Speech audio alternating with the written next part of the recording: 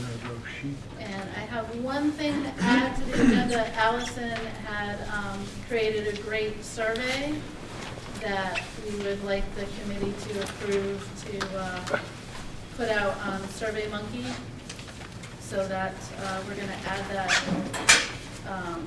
after we do the meeting dates.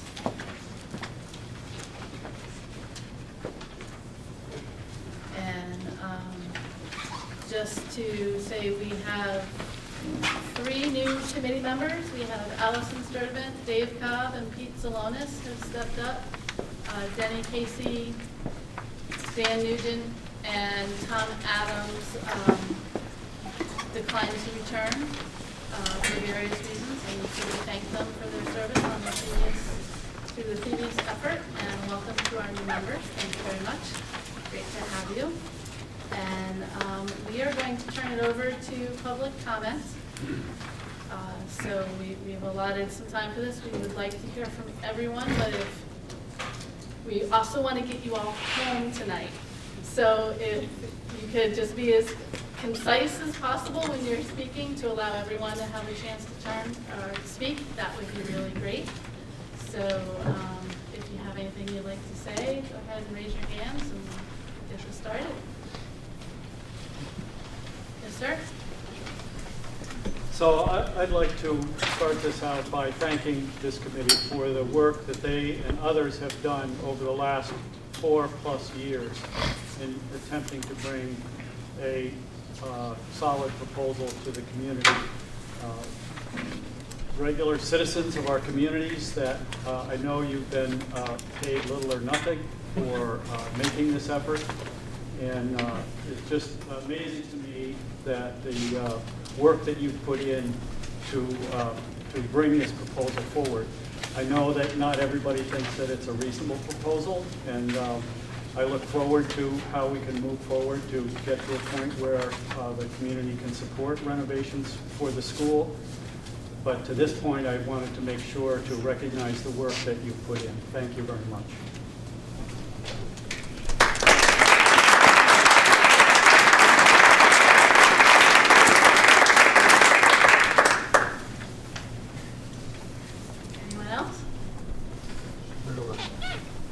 I would love it if the committee would be willing to introduce themselves all the way around. Sure. Thank you. Yep. We can do that. We'll start at that end. I'm Jess Berowitz, principal of Mount Abraham and Moncton resident. Patrick Green, superintendent and Bristol resident. Allison Sturdivant, member of many boards, Bristol resident. Troy Parody, Bristol resident. Dustin Corrigan, Bristol resident and physical education teacher here at Mount Abraham. Matt Brown, Lincoln resident, design tech educator.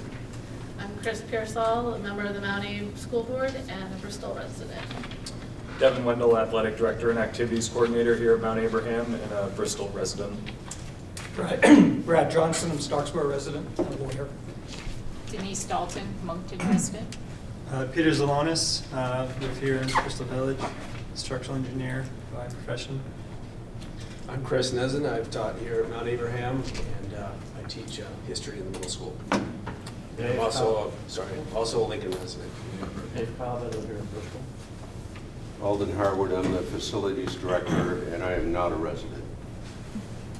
And we also have Otto Funky, who is a Mount Abe board member and Moncton resident. He will be here later. Basketball practice is going on, so he will be here when that ends.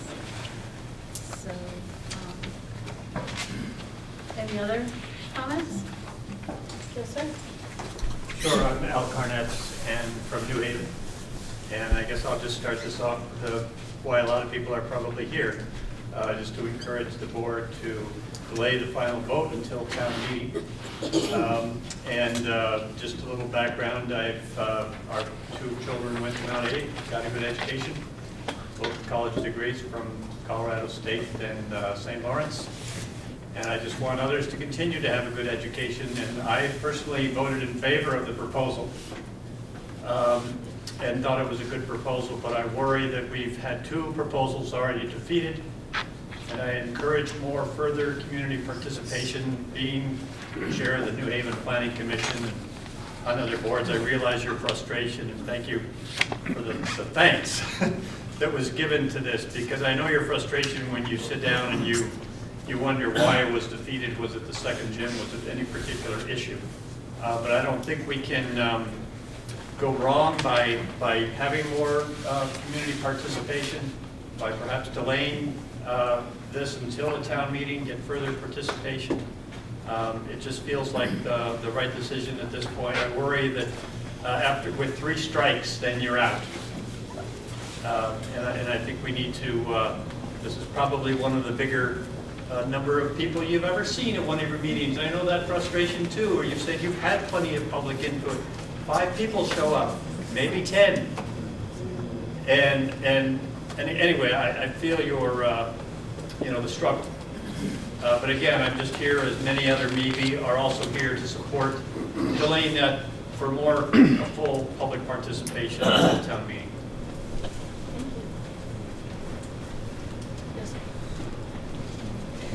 So I wanted to thank all of you for your hard work to bring this to the town and to do this much needed renovation. My family fully supports you and this work that you're doing.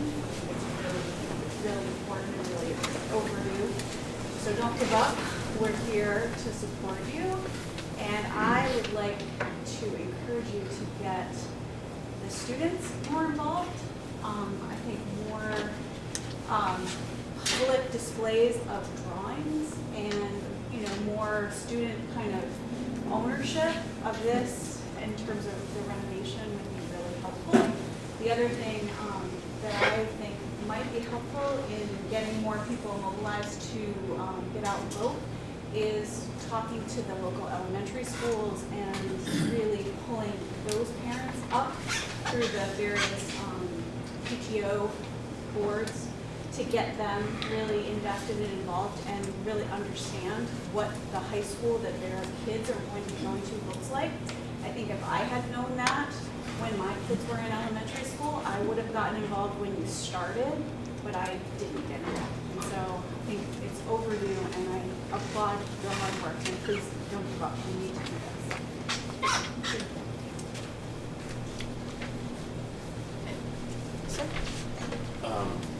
My name's Kevin LaRose, Bristol resident. Thank you for the work.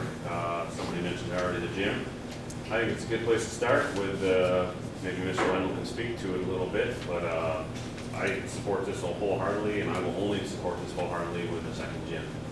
My youngest will not see the second gym by the time it's built. But with that said, we truly want to have kids have access to, activities indoors in the winter, whether it be sports or other activities. The second gym has got to happen. When kids start at 6 in the morning here at practice, they finish at 9:30 or 10 at night for 4 months. Think of the folks that live up in Starksboro and Lincoln, have to make those drives down here for those kids. And if your child's in middle school and they decide to play a sport, they get the gym, half a gym, with 30 other kids twice a week for 30 to 45 minutes. I don't know what kind of basketball team that will make, but it's certainly not going to get much for exercise, which I think is certainly one of the benefits of having a second gym, is another warm weather space, and certainly our community needs another gym.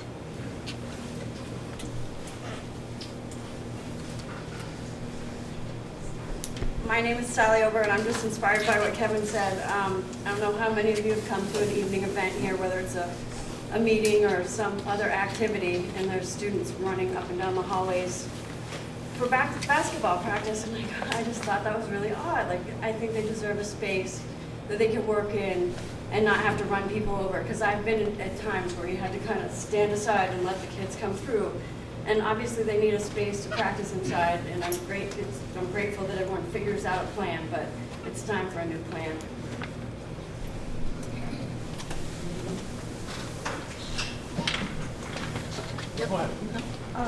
My name's Jessica. I live in Moncton. I just wanted to say that I've been very interested in the renovation, but I felt like I got too little information too late.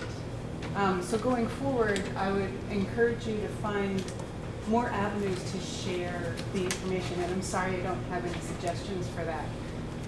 Because when I found out that the $35 million was being proposed because it was going to save us money in the long run, I guess I didn't hear that until later, and I felt like that was really relevant to a lot of taxpayers, the idea of saving money over the long haul. But so find a way to pass that information to our community.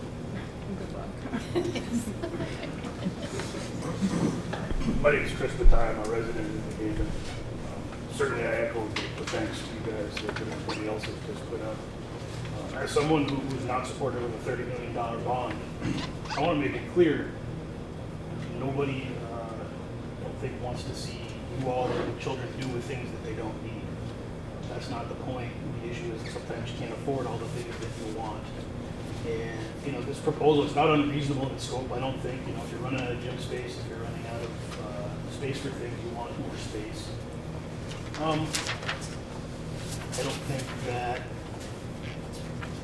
don't think that I can offer you, you know, a suggestion of how you fix that, right? But what I do think is that taxpayers in these 5 towns are not going to support everything that's included in the $30 million plus proposal. In fact, I'd read on the Facebook page that there was someone who mentioned that the second vote was kind of a lot closer. I hope that nobody draws the wrong conclusion from that. 71 less people voted yes in the second one, and 2,000 people didn't show up. And I don't think that means they changed their minds. It's not a bad proposal. It'd be great. I wish you guys had $100 million. I wish they could spend as much as you wanted on the kids, on this school to make a great school. But I don't think it's there. I don't think the support is there, and I don't think that the money is there.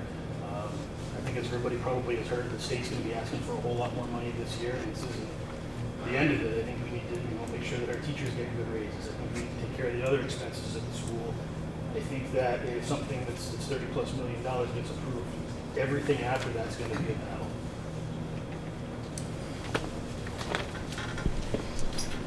Hi, my name is Alan Quickner from Starksboro.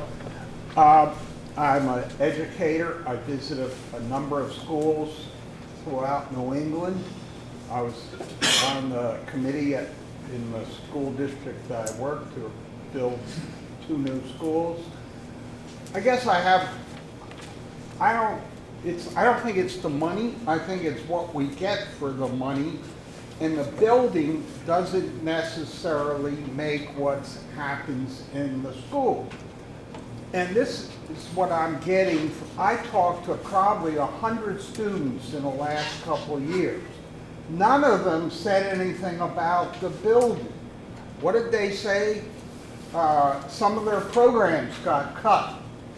Not enough computers. Well, mainly stuff not attached to the school.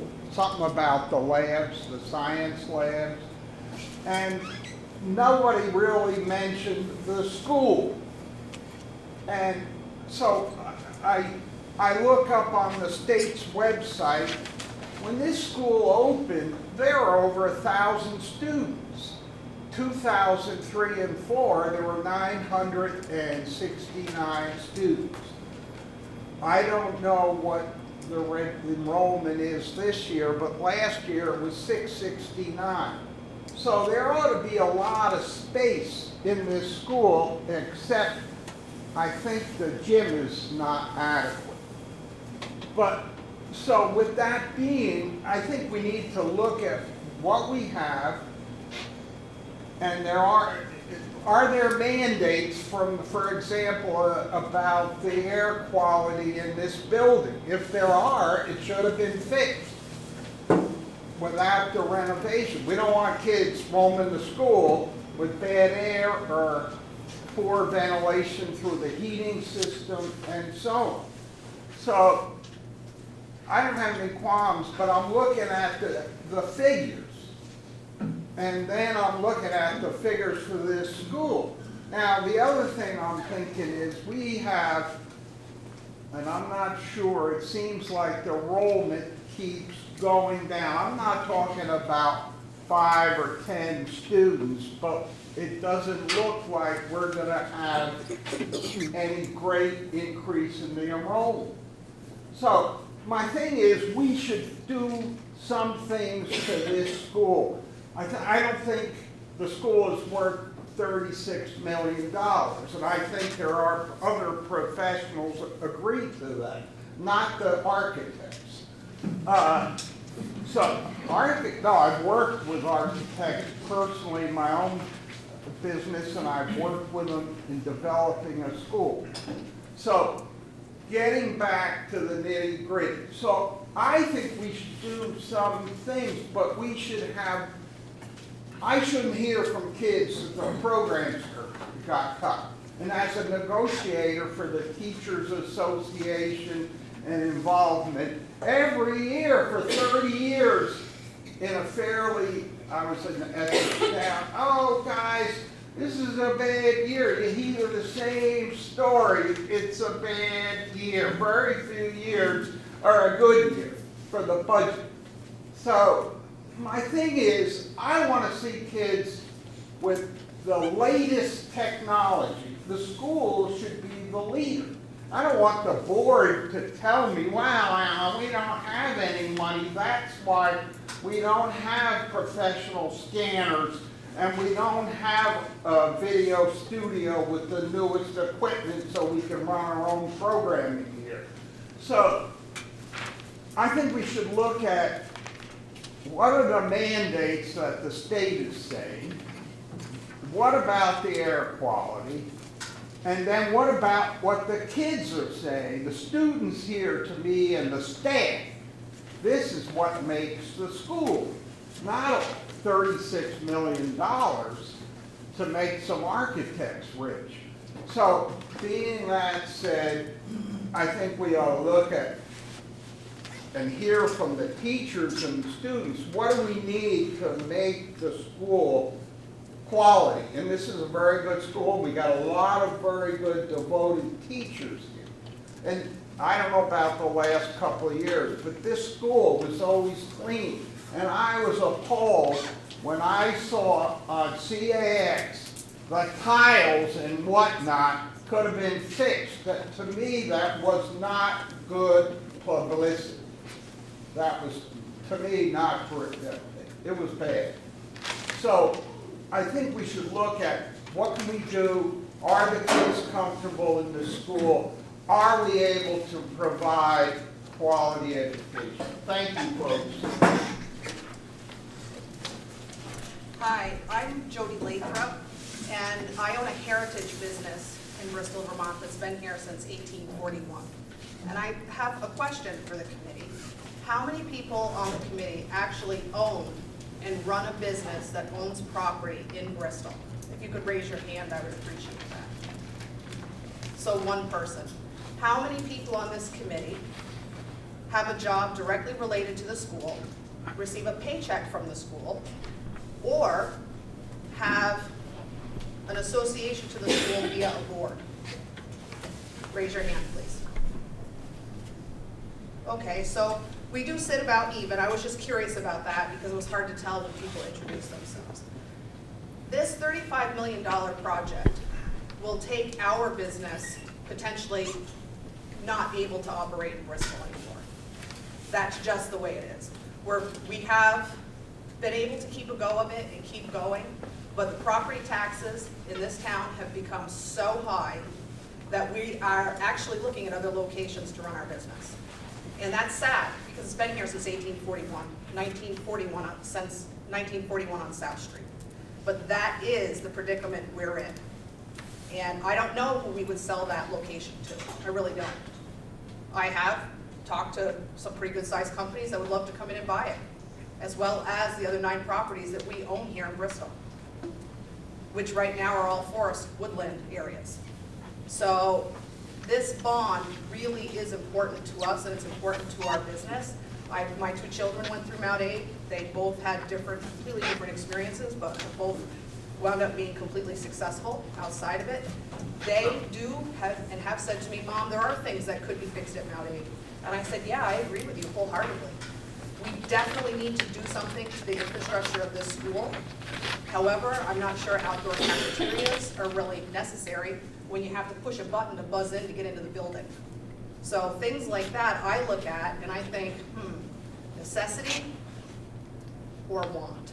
So if the committee could take a moment and at some point go back to the original list that listed all the infrastructure needs and maybe get together with Alden and all the infrastructure needs we have now and work on that first, maybe then we can plan into our budget down the road for some of the wants. And that would definitely make it way more affordable for businesses that are trying to operate and stay in this town and employ people in this town and actually bring businesses to this town. And I would love to see Kevin Harper here at one of these meetings. Maybe some business people could be invited and come into the meetings because he's trying to develop Bristol Works, which is going to be a business park. So what is he going to have to charge these people to lease these spaces? Will they stay here? And maybe Pat has some insight on that because he does lease from Mr. Harper over, well, Supervisor usually does, over at Bristol Works now. So looking at the future, 5 and 10 years from now, what other district needs are we going to have? Now that we have our big consolidated board as well. So we're starting out with a $35 million, but what are the other schools going to need? Are they each going to need a 10, 12, 15 million? So it's just very disconcerting for businesses here who are trying to work hard and stay here and employ people. And basically, I just think we really need to take a rethink and relook at it. So thank you. Anyone else? My name is Liam. I live in Moncton, and I might be a little late to the game, so I apologize for any questions that have been answered, but I just back here, just learning. So, you know, one thing that I was wondering about is just the process, and this might be somewhere online or something that you all shared out, of picking the architecture firm, contractors, and stuff like that. And if there was, an RFP that was put out to, get competitive prices and a firm that is going to kind of work with the vision of the community members and, I mean us, but mostly I mean the students and the teachers. And then, yeah, I guess also I think, I would just put a vote in for the practical and only doing what we really need right now, which I think most of this covers things that we really need right now. But that's always a good consideration.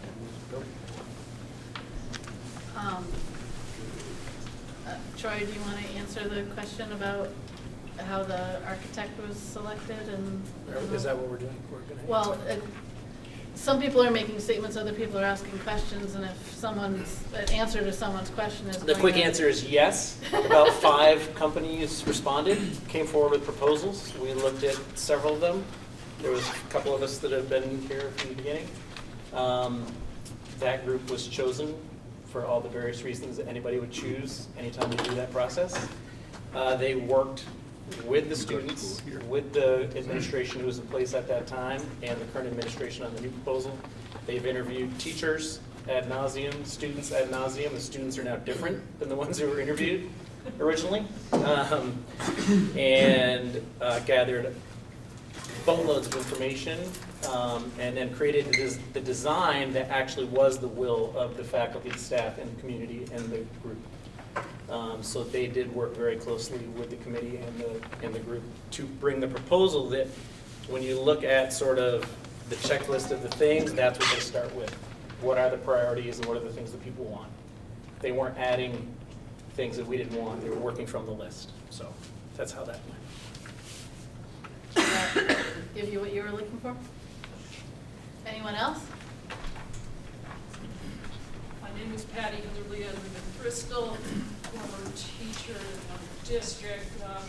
I think it's a very important idea that somehow we change our understanding of what this building is and what it is to our community.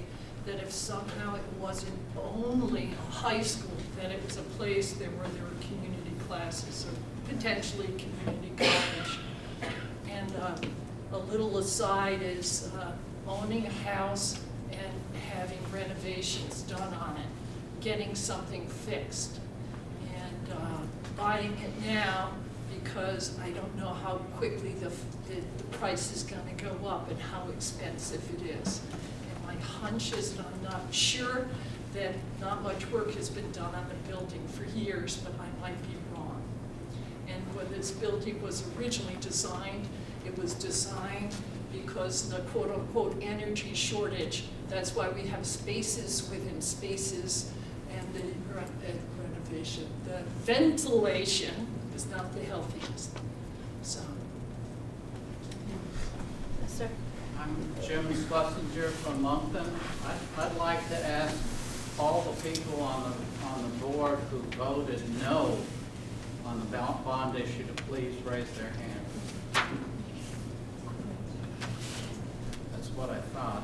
I would suggest that possibly you replace some of the members on this board with 50% of the people who voted no the last time. Thank you.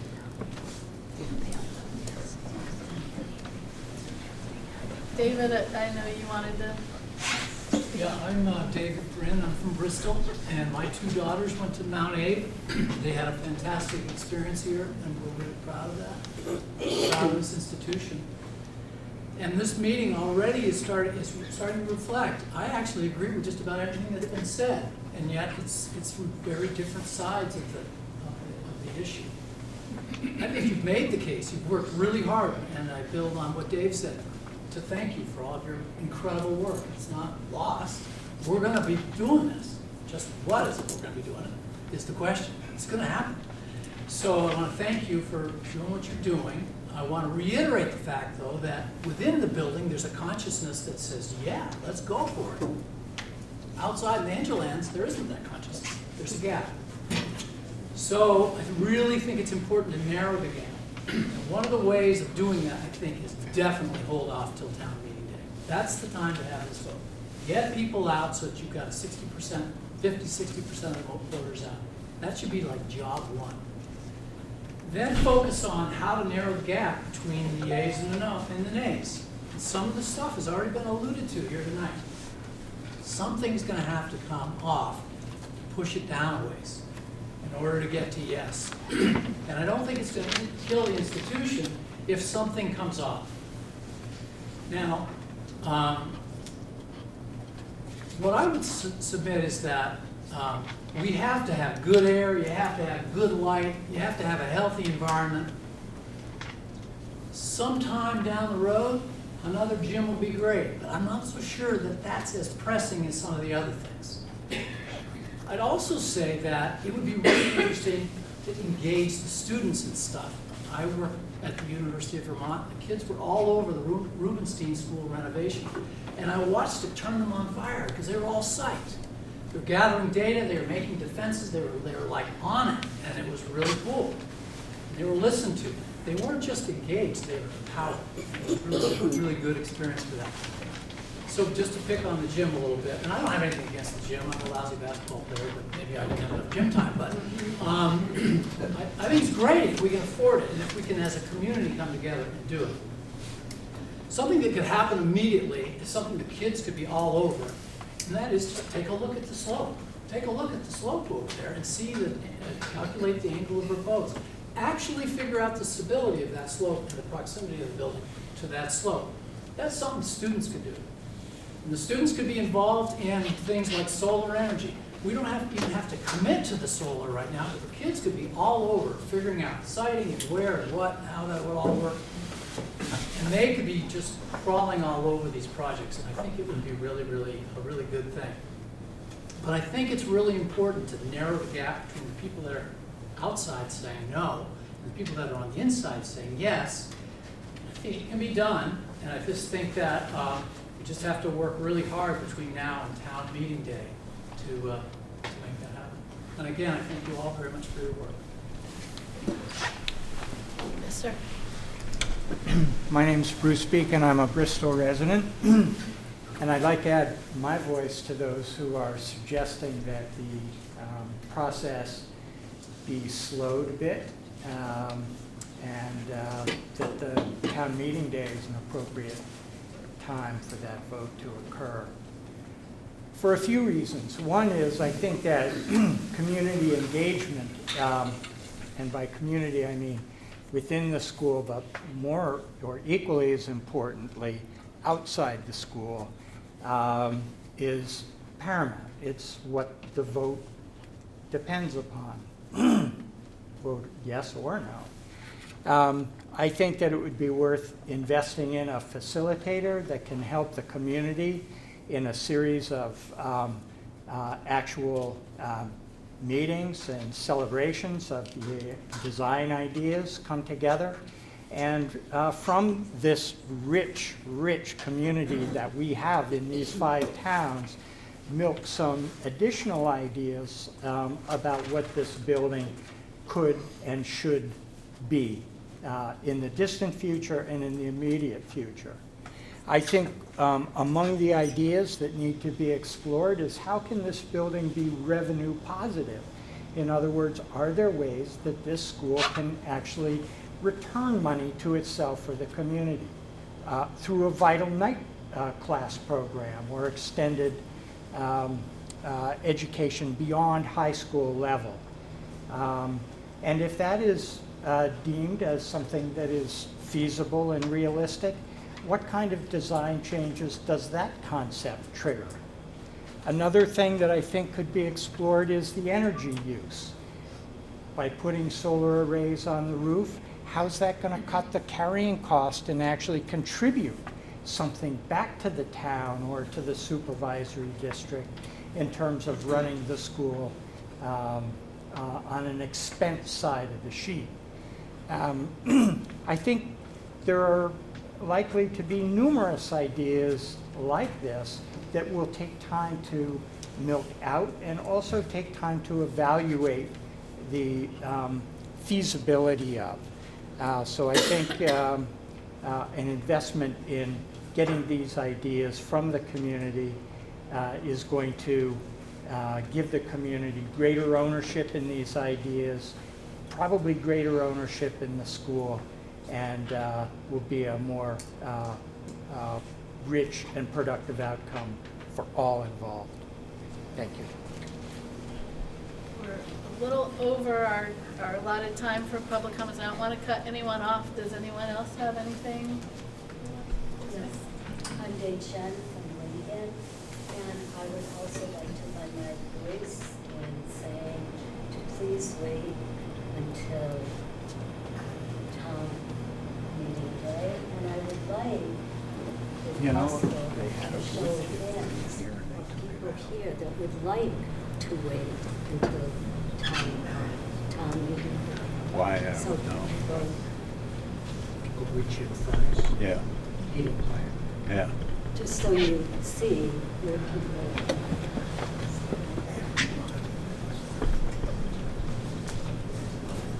Anyone else? I just want to add simply to what other people have said. I definitely appreciate all the effort that's been made and have been remiss, to some degree of my own participation. I think that number, that millions of dollars, is a really hard thing for people to wrap their heads around. And I don't think that it was communicated in a way that people could wrap their heads around it. Like to just be talking about the gym. There's a lot of talk about the gym, and there's a lot of talk about innovative things right in this community tonight.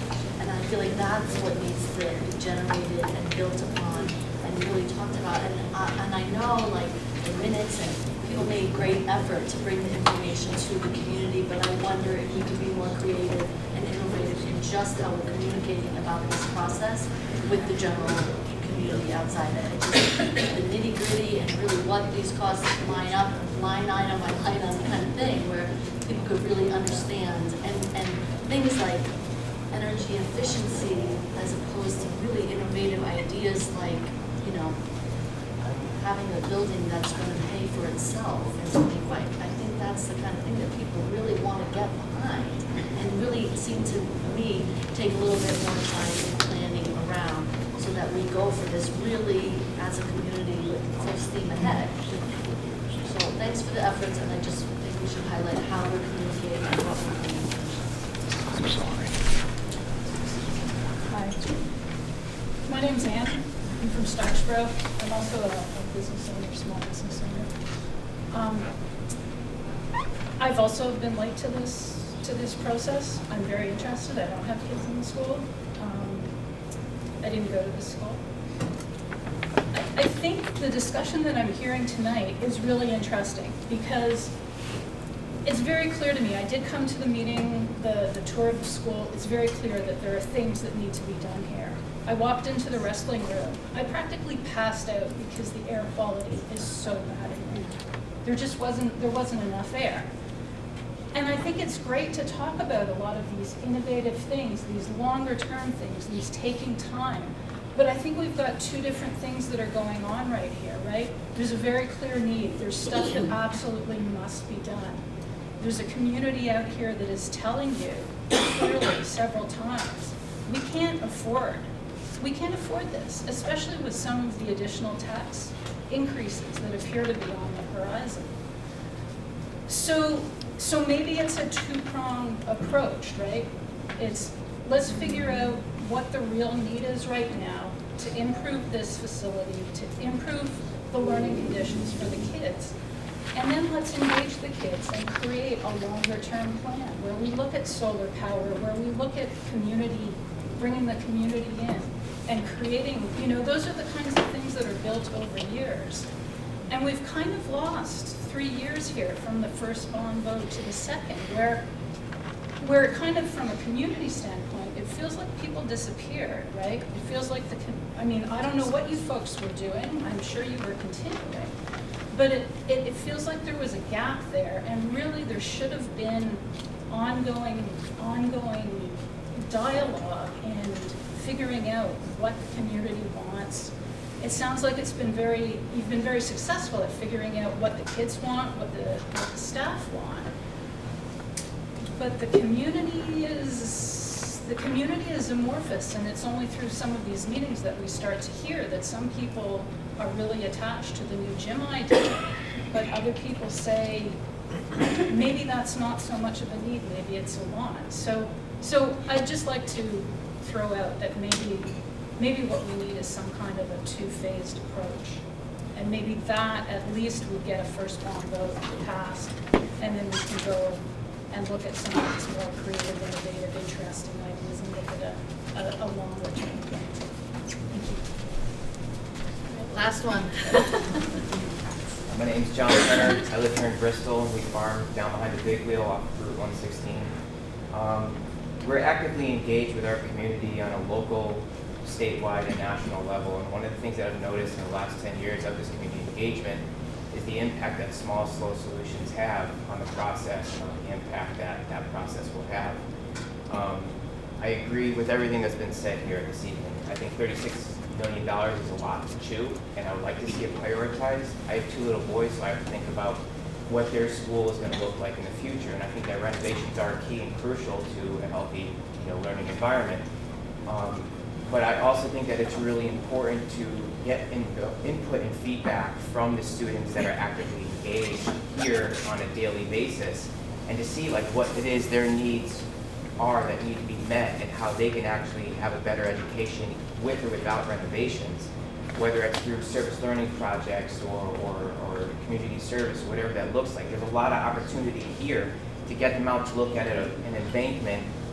For some people, it's just a hill, but for some, ecology geeks, it's a whole other ecosystem that you can do some really cool things on. And there's a lot of opportunity there for learning that I think that should be, considered.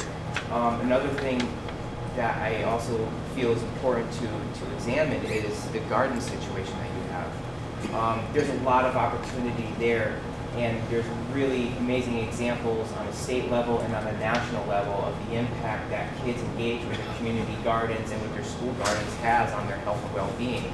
My farm is one of 2 farms in the entire country to receive a National Innovations Grant from the Farm to School Network, and I've reached out to the school districts in the 5 towns area on a number of occasions wanting to donate my time and efforts to help kids, to act as a mentor.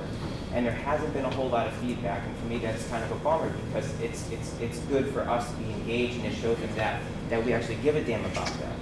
We need to invest in our kids, we need to invest in our youth, whether they're our own kids or not. And there's a lot of active and really dedicated community members in this room and around this area that want to see you guys succeed and want to help out.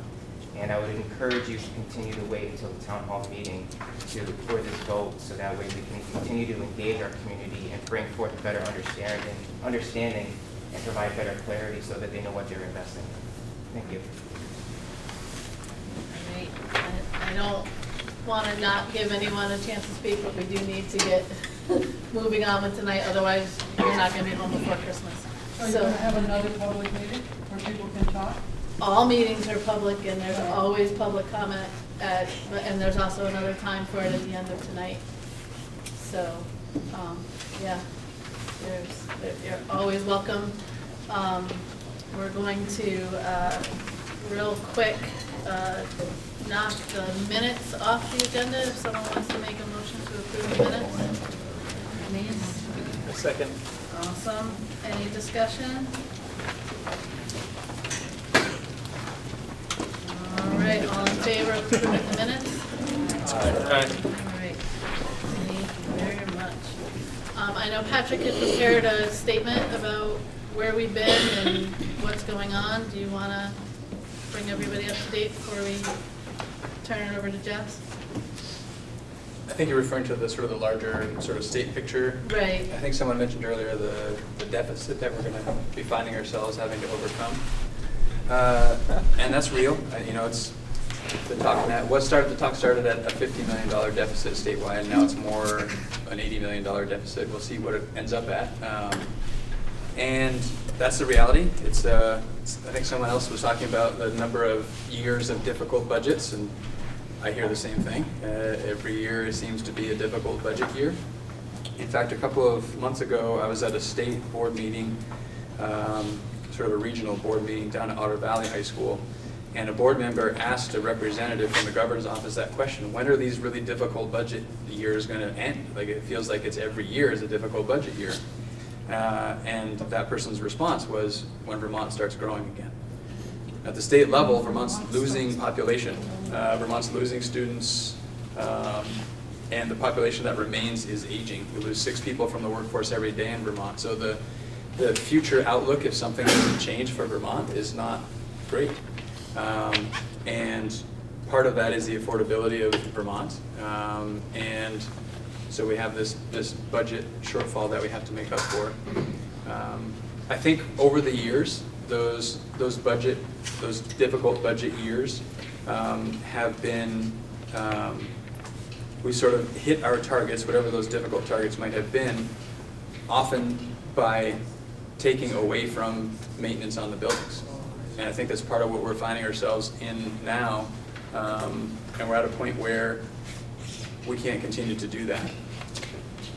At the state level, the conversation is talking a lot about staffing levels and the need to take a serious look at the levels of staffing we have given the number of students we have. Vermont has more staff per student than any other state in the country, and that's part of what makes education in Vermont as costly as it is. So we have to address those realities of difficult budget times, difficult financial times for the future of Vermont.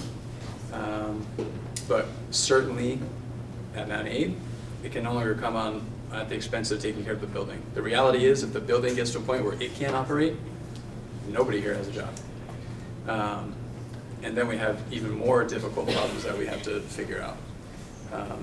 So despite the fact that we have some challenging financial times, we still need to figure out a way to address the needs of the building to keep it functional and the best place we can make it for the kids.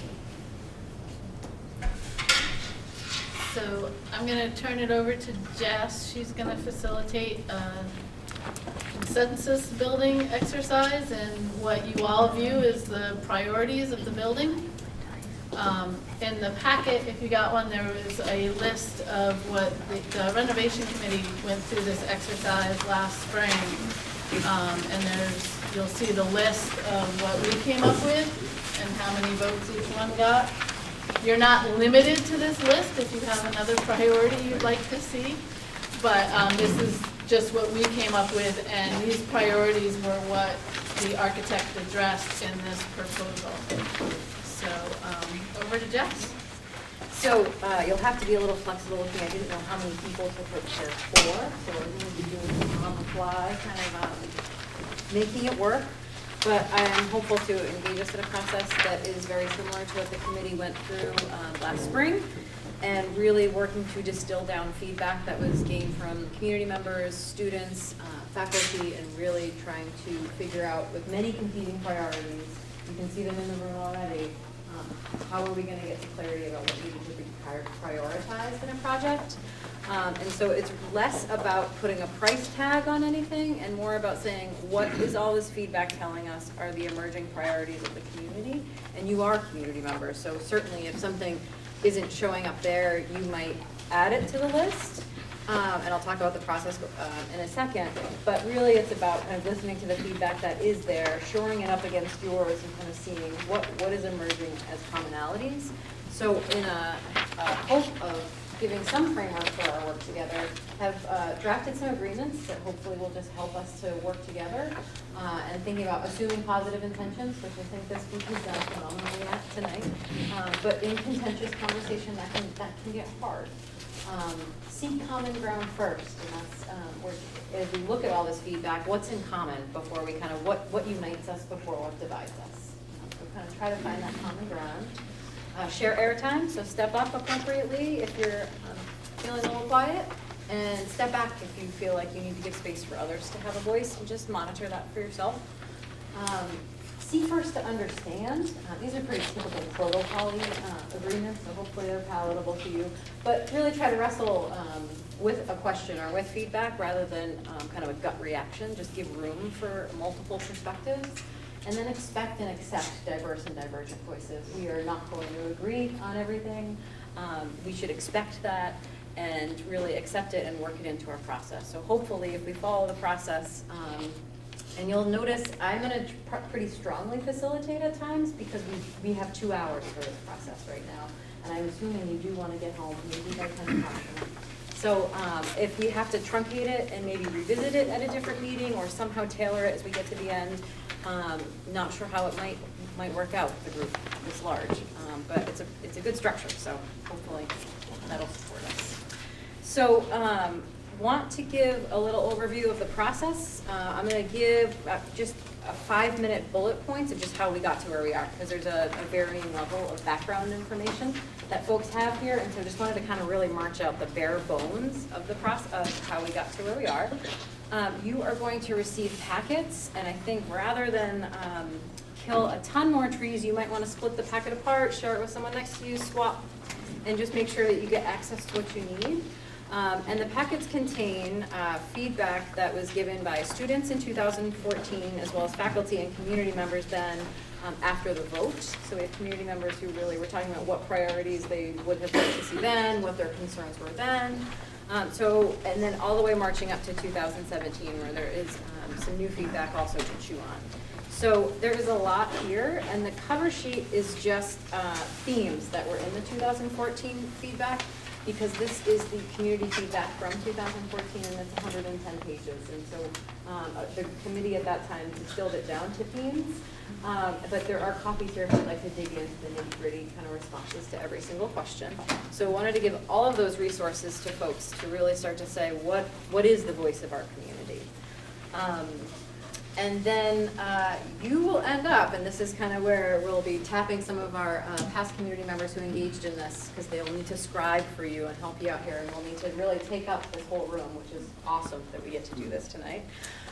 We'll be setting up stations where you will be in groups of about 10, and you will, after distilling all this down, having some individual think time, go in rounds and just say one thing that arose as a priority out of what you read and what you were feeling. And you don't need to comment on it. It really, if it's less than short and sweet, you might be overdoing it, right? You're just listing. I think a new gym is important. I think outdoor cafeterias are important. Whatever it might be, you just list it. And then you go around till everybody has exhausted their list, and then you are going to partner up with a group next to you and compare your lists, and then distill them down even further. So you'll start to eliminate things that maybe are duplicates. And there's a real level of kind of respect for one's voice in this, that if someone says, oh, that doesn't the new gym is not the same thing as more PE space. And if the person who's offering up more PE space says, no, I don't think it's the same, then it gets added to the list. There's not a lot of discussion. The person who is offering the suggestion, if they don't agree, that's the way that stands. And you'll come to test that a little bit as you are in your group. So just want to be really clear about that. And then we start, and this is where we might start losing some steam, but we'll see. The voting. So you get 10 votes in 2 rounds, and it's very public. So it's not one of those like sticky dot things where you can kind of hide behind like I put all my 10 here. It's really public, and so you'll end up in a group of about 20, and you will be going around and saying, I would like to put 5 under this priority. I would like to put 5 under this priority.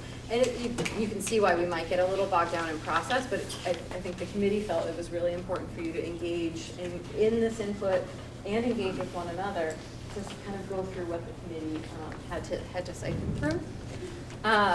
And then you'll see, can we reduce or eliminate anything from this list? And there are going to be things that have no votes after those first 2 rounds.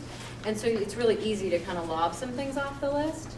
And then you have a final round of 5 votes. So based on what you're seeing, the will of the group to emerge to, if you don't see that something that you value is getting a lot of votes, you have 5 left to plunk it down and say, I need this to be highlighted as a priority.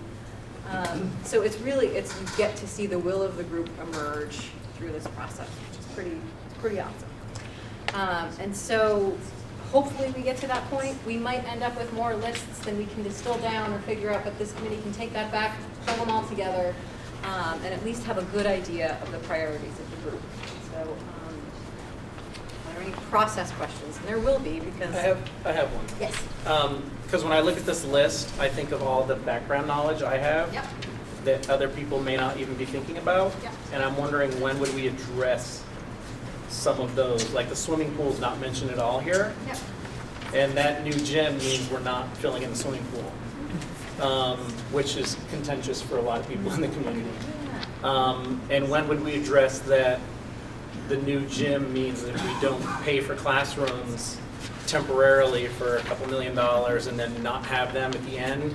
Like, I think there's some real significant background knowledge that people just it's clear that people are coming in at various stages. And I think having some clear understanding about the gym doesn't really cost what people think it costs, because we'd have to buy swing space that we would lose at the end, is really important information. And I don't know, is that going to come up in these? I think right now the purpose was to just, are we listening to the feedback that we've been given over the years? Okay. Are we wrestling it with it as a community and really making sure that it reflects the group's priorities? And then I think once we see what emerges from that, the second meeting might be coming back to fill in the gaps and say, okay, well, if this committee, given all that background knowledge, is seeing this emerge from the community, maybe this is where we need to do some education and some engagement around. So I think it will just help to give an understanding of where the committee needs to move from here in a lot of different ways, for sure. But I think in the feedback, and I would encourage folks to flip through the community feedback as well. I mean, you're going to see, keep the pool or I won't vote for it, get rid of the pool or I won't vote for it. You're going to see exactly what this committee wrestled with and how we came out with a $35 million bond. I just have a quick question. Sure. Where does this process relate to fiscal responsibility? The chart would work for me if there was pricing to the side. Well, and that was what we wanted to say is we knew, and this is, I can get right into the overview because this is a little bit in the overview. I was going to give you how we got here.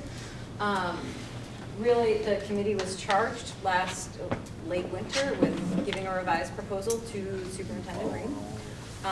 There were diverse people on this committee, and still are, who had various views on the project. Not everybody sat down at the table and said, I would vote for a $35 million bond. So we definitely had diverse views at the table at the start. I'm not talking about I'm talking about actual price tags. I'm going to go into that for actual items. So I'm going to take 5 minutes to give some overview to the whole group. And hopefully it will address that. So the committee decided to continue the work that was started in 2013, really in an interest to preserve time and money.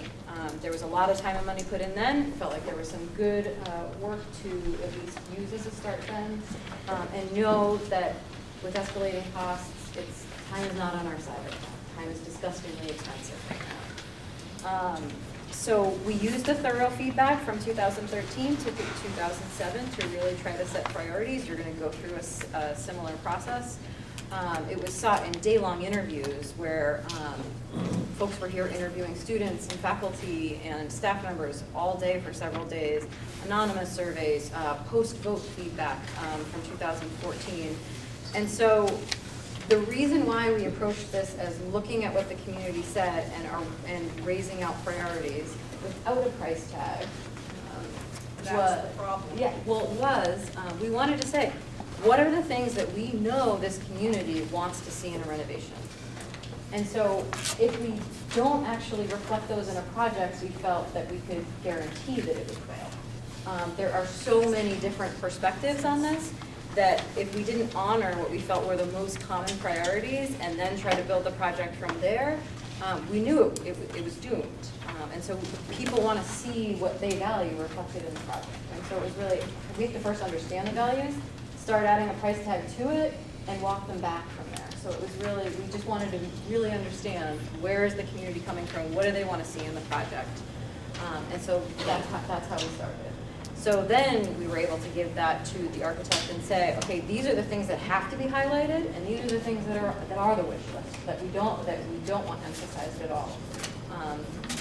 And so along that whole process as well, you'll know that last year there was significant money put aside in the budget to cover about half of the bond payment. So the fiscal responsibility was really coming in a much more creative and strategic budgeting, trying to kind of lessen the blow of the community. So if these are the community's priorities, how do we kind of meet halfway with existing resources, and then how do we better address the priorities? So it's hard to reflect. Excuse me, just a second. I have a willingness to share airtime here, and I only will need about 5 minutes before we descend into the weeds of what. We're in the protocol right now, which is I'm giving a 5-minute overview, and then we're going to dive into the process. And so it's not, unfortunately, that's what I said, the strong facilitation of if we are going to get through this process together, then we've got to descend into it. So I think that public comment might be better for the end. I'm willing to wait, but I don't want to spend the next 2 No. hours arguing about whether we either. need a gym or whether we need a library or whether everybody agrees on a swimming pool. That's not the issue here. The issue is the way we're approaching this project. We are assuming this building is ours to renovate. It's 50 years old, it's time to give it up. So we need to step back a little bit and take a look at the options we have available to us of building the appropriate space for the appropriate needs at the appropriate time. That is one perspective, and I think if you brought that up in your small group and said a priority of yours was to demolish and rebuild or send to area schools, that I would don't be care fine. to demolish it, I care to stop owning this building, because we're going to be spending the cost of renovating a 50-year-old obsolete building. It was not a jewel when it was built. Thank you. I appreciate the feedback. What we're being told is that the infrastructure is worth salvaging and that it's the most cost-effective I'm not approach. talking about getting rid of it, I'm talking about selling it to somebody else. And getting into a partnership, public-private partnership with a developer who takes over this school and allows us to build what we need next door. If that's a priority For of yours, half the price. I would encourage you to bring that up in your small group and make sure. I don't want to go into a small group because your small group sir, approach here is designed We to. looked at new construction, and we I know you looked at new the cost. construction and your figures are just incorrect. They're not correct. Well, they've been validated by architects from other firms, not just the one we worked with. And there's other things involved. We need space for a new school and everything else. So like Jeff said, if building new is important to you, then put all your votes behind that. And we'll see what everyone here thinks. But that's what it's all about, The is listening information to we've been everyone. presented with does not take into account a creative public partnership between private enterprise and the school district, which would allow us to continue using the large spaces in this building and build a classroom building that we need next door of 66,000 square feet at the annualized average of construction cost of $259 dollars per square foot for a total of $17.5 million. So as facilitator, I really appreciate the feedback. I hope it comes up in your small group, but if we do want to engage together to find out where we all stand, I hope that we're able to finish this overview and jump into a process together. I don't want to jeopardize our ability to interact with one another. That's the most important part of it. So this is a person right here who's in the construction business, and this is what he does for a living, and you won't even. I want him to stay and participate. That's what the problem is with this committee. I really would love him to stay and participate and give these ideas. That's the most We're important. so frustrated as a community. And stay And here. that's why. Stay here and work it through together is what I have to ask. Because you just insulted this man. It's terrible how You tried to just treated hijack it. the process. Right. There's a process, you have the time to speak along with everybody else, but you basically stood up and said, I'm going to take over this meeting. No, I don't care No, to that's take exactly it over. what you did. No, I did So not. we're all here at the same time to calmly discuss this with I don't with want each to other. go We into don't a need small people group to hijacking talk the about meeting. program because we're There's looking even for time at the the end. right We need to answer to discuss the them at the wrong end. question. We're here to respect everyone's viewpoint and let everyone's voice be heard. And we're also here to move this project forward. So the community stated that they wanted to have a voice in what the priorities were for the renovation, and that's what we're about tonight. That's what the agenda was about tonight. All right, guys, deep breath. Remember our agreements, right? They're there for a reason. When things get tough, we've got to remind ourselves of them. And so we have to expect divergent voices, and how we deal with them together is a marker of our community. So this project, this feels like a weird backup. I promise there's only 2 more bullet points.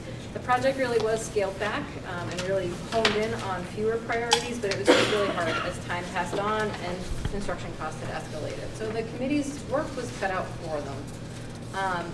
And so the community, I just want to remind people, it's inclusive of teachers, staff, students, community members, board members, and administration. Everybody around this table practically introduced themselves as a community member as well. We are all in this together. We all want to see the school succeed and the students in it to have the best learning opportunities they possibly can. And so again, that common ground, we are in this together. It's really easy to get divisive, but here we are coming together for the sake of the school. So we can do that. And so just beware of the us versus them. And so I was asked to facilitate this process so that we would kind of be able to break down some of those boundaries and figure out what the group's priorities are. So in an effort to get to the actual meat of the process, know that I might have to give a little bit of structure and lean into facilitation as we go. It's a great process once you get through it. I think it'll be worthwhile. Process questions? I'll try to be very. These items here, are there mandates from the state? Was there air testing and so on? I think it's important when you do the survey to know that this is not inadequate. This is not adequate. And, you know, like, I don't see this building falling apart. I do see some things that need to be done. But I would like to know, if the air quality's bad and you have people here on a 1 to 10, what was the quality? I don't want the students here if, let's say, the air quality is 2 or 1 on a 1 to 10. That's not right. And how come you don't tell people the priorities are here? How come you don't let people know that the state says we can't use this building in 2 years because the air quality is so bad, or the heating system is antiquated, which it is? That's a great question, and we can note it for next time, as long as we can move on with the process. I think this is a thing that people felt that I talked to. They don't go to the meetings, so they really should, people should come, or they should look on the website. And so everybody has a part, and I'm feeling that a lot of people don't have a part because they don't know about this, and and all the discussion are in the print. We don't know what's good and what's not good. And just to build the building, I don't see this building fall. I'd like to see changes. I'd like windows and some other things, but not $36 million to replace windows. But anyways, so we don't know these, so we can start the survey. We could certainly flesh out some of the details that we can share in the future. I mean, but you we don't just have to aren't do able it now, do but that. in the future. Thank you. I'm not able to stay, but I filled out. Great, thank you. All right.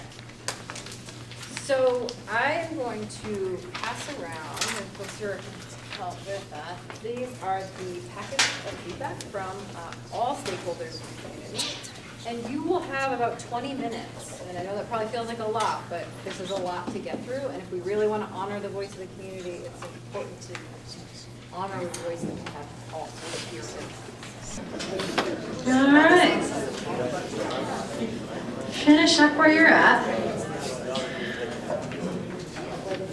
And make sure that you have a list of priorities that you've distilled down. So you have a few minutes to make sure that you have listed the priorities that you feel like have emerged from all this input.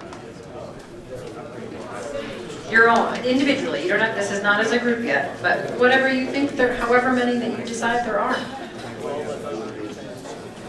But you'll want your own individual list before you go into a group.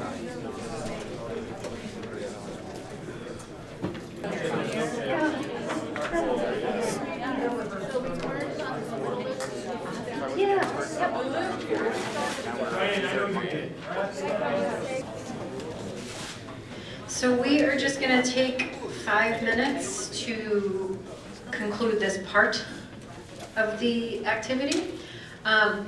Between now and our next meeting, we will take these, tally them all together, and it'll be fodder for the next meeting. So it was awesome to see so many community members here tonight. I hope to see you again next week. And really, before we jump into 5 minutes of kind of open discussion, what surprised you in the process? You know, what will leave you thinking as you leave here? How did you feel about the priorities or just the process of working together as a community?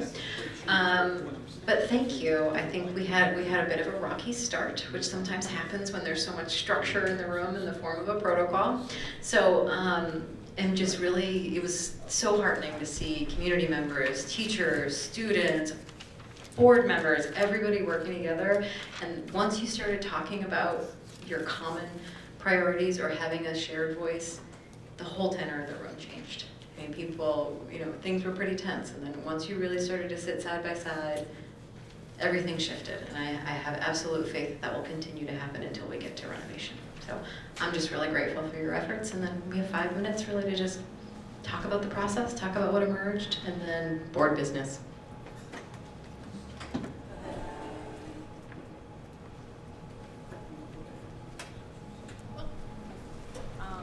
I guess I just wonder, for those people who have a different idea altogether, where does that come in? Like, thinking outside the box, we're gonna build a new school, or we're gonna have a, what's it called, public-private partnership, or something like that. Or what Steve Harris was, I don't know what he was talking about exactly, but this didn't come out on these things. It didn't seem like the right place to put it. People are definitely thinking. Everyone on the committee received a handout, and it'll be part of the minutes when they're published, so that everyone can go online and see that as well. Patrick, if I'm wrong, and Jess, feel free to correct me here, but we did ask the folks at Doran Whittier, when they presented this proposal to us in August, what would new construction cost us? And they estimated, and if I'm wrong, guys, help me out, between $350 and $450 per square foot. Whereas the bond that was voted down, the proposal that was voted down, the cost was $170 per square foot to renovate. So half the cost. You're nearly there. In the minutes that were in the packet from that August 7th meeting when Doran Whittier were here, so the cost of renovations discussed for the $36.6 million project was $170 a square foot. New construction was estimated at $325 to $350. Yep. So it's in the ballpark of twice as much per square foot. Yep. Mount Abe itself, its current footprint is 169,000 square feet. And the only added space that that proposal called for was the second gym and the entryway and the new locker rooms between the pool and the new gym. We weren't adding classrooms, we weren't adding any other spaces to that. I'm just asking So- for people who have a different. Right, view. right, Where so does that, I'm where are they heard, I guess, besides just being in So someone at the Bristol Forum was quoting numbers for construction that actually turned out to be from a different region. I just saying, I have no idea where these numbers came from. Every classroom that we have here is in use, correct? Mm-hmm. So we could not get by with fewer classrooms. And it was our impression that to build a new school, it would be about a $70 million project. And that didn't include utilities to the new place and raising this one. So it wasn't that we didn't talk about it. Explain it to me, I just want to make sure people have it. I think, Chrissy, to answer your question, I mean, at these meetings, there's a space for public comment. I would think that would be the most appropriate place for someone to raise an alternate view or maybe a better approach.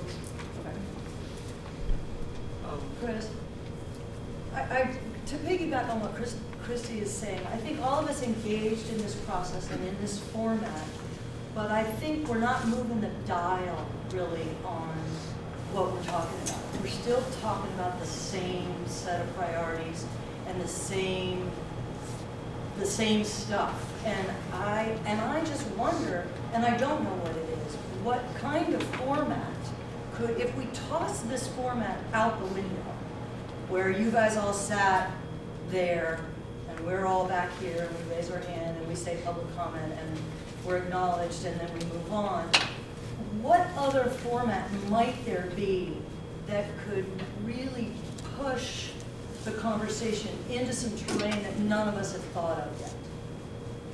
Because I think everybody's on board with the idea that we want to renovate, but I think there's also a feeling that we're being corralled into the same conversation that's happened for 4 years. And how can we corral a different conversation so that, how can we have a different structure so that something different might come up? Yes, I agree with both Christy and Sue. This exercise just doesn't lend itself to that. Because from this exercise of these lists, you're not going to get anything different than what was already in this. Because that's what we started with. You know, there wasn't a place to put in, as they say, out-of-the-box idea. I lament that there were some who had different ideas who didn't stay for the activity. I'm not referring to that. Oh, no, I'm just saying I'm referring that. to us who stayed here. That I would have hoped to see that come out of our list. And so I am just feeling a tension between when we look at feedback from students and faculty and community members over the last 4 years, they say these are what their priorities are. And we want to also invite innovative thinking, but also honoring the voice of the community that says, this is what we want you to address in renovation. And so if we go too far in one direction, it's going to take a long time to get there. We're going to have a really expensive project that might not address the things the community is asking for. And so I just hope that as we work together to figure out how do we think out of the box while being in the box. You're a board that needs to operate in a certain way. I mean, legally, there are ways that we are charged with going about this, that we invite space for all of that, because we do have a majority of the community that is trying to tell us what they want to see in a renovation. And by saying, that's not really what I'm interested in, we're not inviting all the voices of all the community members. And so we have to do what you're talking about and address all of this feedback that is coming from people of the community as well. And like I said before we started the exercise, just because it was on, you weren't limited to what was on that sheet. You could put up anything, and I saw plenty of ideas that weren't on that sheet. So I felt like I could. present an idea, but there was no point in the process in our small group to have a discussion about it. That was not in the process. So yes, I could present my idea in my very short phrase of an idea. Nobody really knew what I was talking about because it was just short phrase on the board.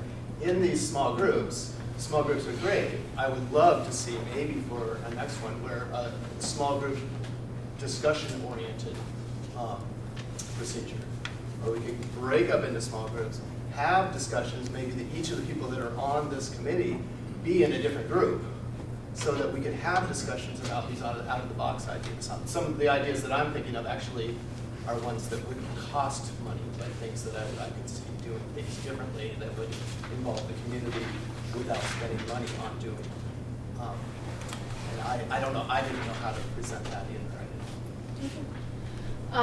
I would also say anyone's free to send me those ideas in an email, and I'll work them in as best I can to make sure everyone feels that their ideas are being heard when I'm working up the next agenda.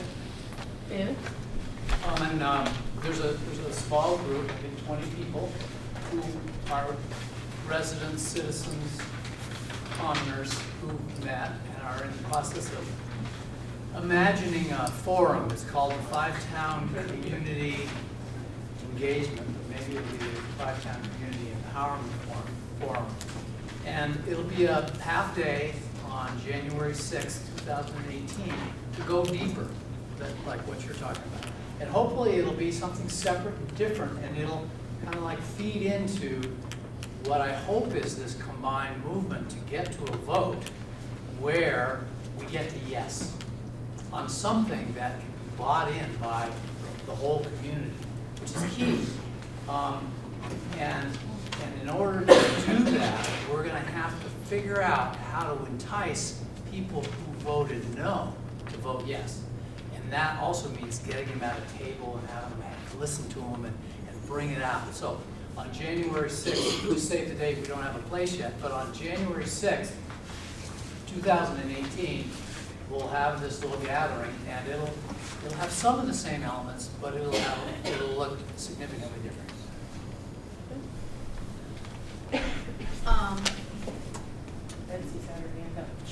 Sorry. I just want to come back to my comment in the beginning. I'm curious what is going to be communicated from this meeting, and how is it going to be communicated? My assumption is, like in the past, the district is going to maybe send an email out, right, and you can go to this link and check the minutes. I just wonder about what we're going to communicate about this meeting and how it's going to be distributed so that people could really maybe get more of a sense of some really important features, like a lot more people showed up. There was a lot more discussion, and we want to keep this momentum, for, like the minutes, if it's just the bland kind of, I just wonder again about what we're communicating and how we're communicating it so that people can really get more of a sense. It was really great to be here because there's much more of a sense of the complexity of it and the depth of what people are doing and how this is tricky to kind of figure out. And I just think we haven't been able to share that, I think, digitally, and if we could, I think that would be important. Yep. The minutes are always posted within a day or two of the meeting on the anesu.org website. And I can send out a Front Porch Forum message to all the 5 towns saying that they are available and to check them out. If someone has a better idea, I'm all when the next meeting is, the whole, we're going to announce that tonight. And Gayon's here. It'll be in the Independent. This is also. And it'll be on Meet TV as well. You want to experience the meeting. Yep. It's all on tape. I have an observation and then a question and then another question. My observation is this. In our group, there was a lot of emphasis in kind of several different ways about community involvement, community engagement, community empowerment, community ownership. But the main common word was community. That's my observation. My question is to the group, to us. is there a feeling within the room that that a great deal in that arena might happen in this session that David Brin mentioned that happens on January 6th? If you feel there's promise for more community engagement outside of this process, would you raise your hand so we could just see? Okay, that answers my second question. And then now I have a third question, and that is, what will you as a board do with that information regarding the schedule of the vote?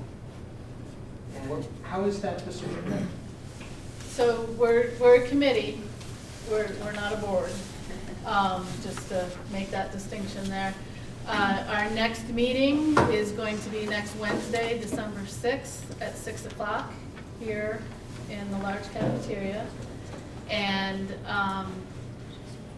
we need to take the priorities that were developed tonight and attach them to a dollar amount and have a discussion as to what everyone thinks and if that changes the priorities when the dollar amount comes up, and decide on a date. And it is important to keep in mind, one second, with a town meeting day vote, we still have to be done by about the 20th of January or so, because then that decision has to go back to the Mount A board. They have to convene to accept it, and it has to be warned, I believe, February 4th, you looked up for me? If you look at the last article I wrote, I called Will Senning, who's Director of Elections, and the dates in that article. He said early February. Right. That might I be think the it was right the date. 4th. I'd have to look it up Yeah. in my own article, That's okay, but he said this is the last date Yep. that a town meeting can be warned, the whole meeting, and still be legal. Right. It's 30 days before. Yeah, it's 30 days. No less before than the 30, meeting. no more You than need 40. Mostly 45 days. No less than 45, No less than, yeah, or no more than 45. No less than 30, no more than 40. exactly. So just keep that in mind too, that we don't have until town Right. meeting day. Right. If the work has got to Yeah, you be gotta done get it up before and that, just so everyone's aware. Do you work by majority, consensus? How do you generally work as a group? Decisions have been by majority in the past. You had a comment? Yeah, I guess I just had a question of what's to be gained from the additional meeting or group that can't be accomplished during these meetings. Like, what's I guess what's behind that is my question. Like, to have a side meeting to what we're currently working on all together. Everybody's in the same room right now, hearing the same things, having the same conversation. What is the other group aimed at, or the other committee? Well, in a word, it's about power. It's a very different power dynamic. See, the central core here is the power. You're the voters, you're the ones who've got the power. What we're talking about is a situation where there isn't that kind of a power dynamic. It's like everybody's participating, everybody's gift is welcomed. It's more free-flowing. It's more of an outside circle of getting to vision, community ownership, community empowerment, which is really the essence of that amazing Stanford publication that was distributed by Krista Syringa. It's worth a read to look at the differences on the spectrum between community information versus community empowerment, which is what we're really interested in. We'd like to figure out a way to get the people who voted no to feel like they were heard, and that ultimate, and they were part of the designers of it. And so it's an outer ring that becomes the foundation for getting to yes. Well, if I can Yep. jump in and ask you a question, David, just to be clear, and I think where you're going with this, is the agenda, your agenda in January for this meeting, it's not necessarily about the Mount A renovation, am I right? I mean, that's not If you could talk about that a little bit more, I think that would be helpful. Yeah, it's broader than that, because it's really bigger than the building. It's about like the function of the building. It's the relationship of the building to the community. It's more of, like, the building is the building, and we're thinking, so you could say, well, Mount Abraham Union Middle/High School, just getting that acronyms right. That's a building, and so you can talk about the renovation. But it's also a community, it's an organism, and that this dynamics of this meeting that we're talking about is to spread it out a ways, so that you think about how the building relates to the curriculum, that relates to lifelong learning, that relates to the community in a more, it's fluffy, it's like, you know what I mean? It's like more of a designing, early stage design, which is really mentioned in that Stanford publication. That is the first step of true community planning. It's a great way to go. That's what we're going to try to do. And we'd invite everybody to come. It's going to be fun, I think. And we've made really huge progress on Saturday. It's really pretty creative on some of the notions. There'll be different rooms. We can go deep into a particular room. And every gift will be heard, and it'll be part of a record. And we really hope that we can get out the folks who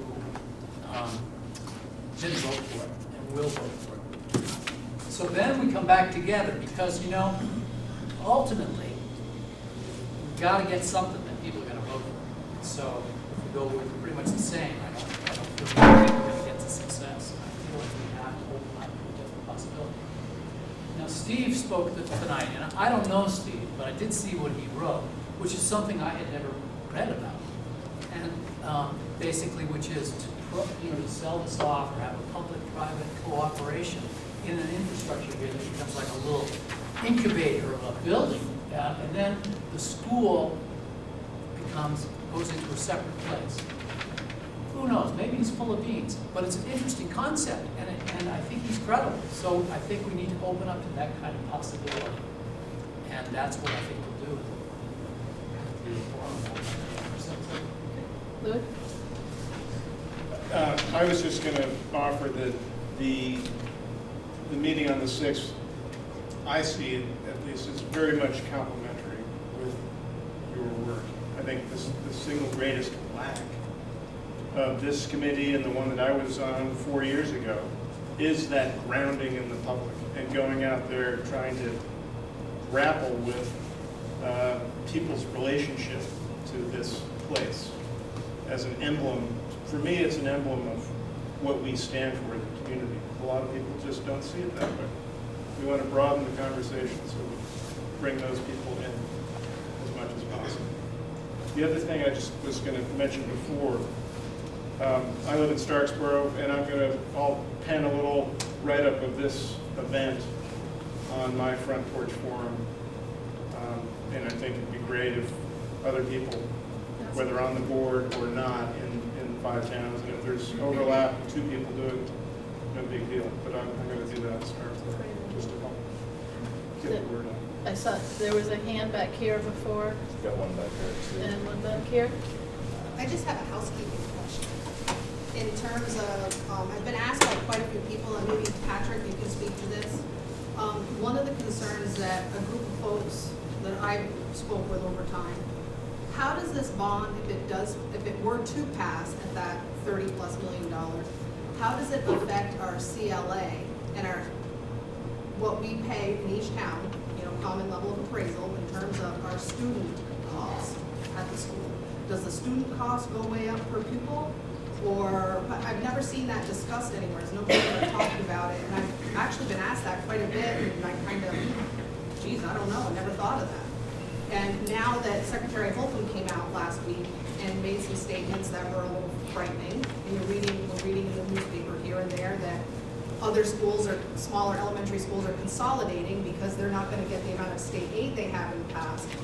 Would this project make us appear like we're a rich community? Or years ago they used to call it a gold mine town because of what our per pupil cost is. So there are actually a number of answers to the number of questions that you just Yeah, I know, posed. people keep asking me, and I'm like, no, I'm not an administrator, I can research it to the best of my ability, but. It doesn't have any impact on the CLA. Okay, So that's, okay. each town has their own assessment, and Right. it's dependent upon the cycle in which your town does their reappraisals, Okay, and that yeah. determines the CLA. As a new district, there'll be one tax rate for every town, Okay. based on the one budget in which this money will appear. Okay. So the only thing that changes the tax rate in each town is that CLA. In terms of the cost per pupil, so right now, there's $1 million in the Mount A budget for construction services to help address some of the needs in the building, and that money would be applied to the bond. Currently, that $1 million counts against us in terms of cost per pupil. And there's a spending threshold which if you Yeah. spend beyond, you're penalized for. Right. Currently, the money that's in there counts against us in terms of that spending threshold. Should we pass a bond, and that money gets applied to the bond, we apply for a waiver upon the approval, the affirmative vote of the bond. And in all likelihood, there's no guarantees, but in all likelihood, a bond for construction on a building that has the needs that this building does is waived, and that money no longer counts against us in terms of our per pupil spend. And who does the waiving? Is it a legislative action, or is it? Agency of Education. So it's Agency of Education. Okay, that's interesting. Thank you. I just want to make sure everybody actually does get home tonight, so go ahead. I just want to come out again with a hard-nosed note about finances, right? One of the things that really struck me from this handout that you handed out before our exercise was the comments from the community about why the bond got voted down. And it was money, it was money, it was money, it was money, right? And so it's just not clear to me, this process was great. It was, it was interesting and informative. But the community out there who took the time to answer these things, these questionnaires, all said the ask was too big. So I'm just encouraging you to, those people might not have been in here tonight. The ones who were the strong no voters, a lot of them left before this happened. So you're not capturing that information, but in that questionnaire you did. And I think it's important to remember that. I'd like to just add to what you're saying is that I read those comments in 2014. I also think there was a real lack of confidence in the administration in the district. And so I read a lot of the comments sort of in between the lines that were, it was about the money and it was about a lack of confidence in the district administration. So I think that, yes, money, the fiscal size of the project was one of the priorities in, I think, everybody's group. But I also just want to say, I think that the tenor in the community is different. I think that if we can get to those deeper conversations with people in the community and talk about the bigger vision, that we can get a lot of those people who voted no in 2014 for money and this other reason to really look at the school in a different way and see it as an asset to the community and not a liability. So that's what I hope we're all going to work for. Yeah, I looked at the whatever you call it, survey. I wish next time when you do it, are you going to do this again, that any money items not be included? Because it skews. If somebody was going to vote a 5 for the music, and then they decided, well, I'll vote 27 and 18. Fiscal responsibility, that should be there regardless. But what I'm looking at is what's up there. If you look at the money, I'm sure that this project could be cut in half if you use what's up there. And I think the gym is important, but you know what? I think maybe depending again on the population, we need to look at like a middle school or something. So I think we could do this. I think it would be half, but maybe we need to work on what's there on the wall and maybe have some other process to refine it but I think it was, I didn't like the process at first, but when we finished, I thought it was good because we were able to talk to each other. Thank you. Just clarification on one point. I'm sorry, my name's Jessica, I don't know who you are, but, you know, I know you. I don't know you. Troy. Troy, hi Troy. You were trying to give us a bunch of backstory before we selected items that we were in favor of. And did you say that if there was a new gym, that it would be in place of the pool, or did I misunderstand? No, I said that was a hot topic of discussion the Okay. first go-around. Okay, good. And it seems to not be talked about now. Excellent, thank you. If we could take a minute just to finish off the last piece of committee business. Allison wrote a great survey that we'd like to put out. Survey Monkey, right, is going to be the vehicle for that? Because I guess this is an action item, actually. So if we would like to move ahead with putting that survey out, I need a motion to do that. And a second. So moved. Any discussion about getting additional feedback? I think we all agree it's a good idea. All right. All in favor? Aye. All right. Any nays? Any abstentions? All right, that passes. Final closing comments, and then I'll take a motion to adjourn.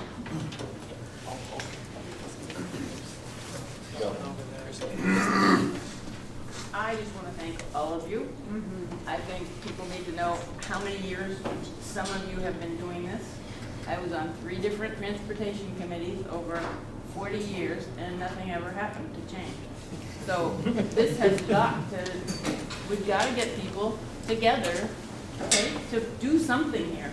And I appreciate everything you're doing and how long you've been at it, because I know that you believe in this. Thank you. Thank you. And Any other comments? Do you want us to do this survey? It was more just to look it over and stuff, but we'll put it out on SurveyMonkey and everybody can respond that way. We'll post the link. Just go online to a website. The question was, how will they get it, how will they know? No, they'll put the address out. For the SurveyMonkey? So we'll put that out on, depending on how fast we can get it up on SurveyMonkey, we'll let Gayan post the link in her article, we'll put it on Facebook, and we'll put it out in the 5-Town Front Porch Forums. And on ANPSU.org. And we'll, yes, it'll be there. So, everybody good? I don't want to neglect anyone, but thank you all for coming. Motion to adjourn.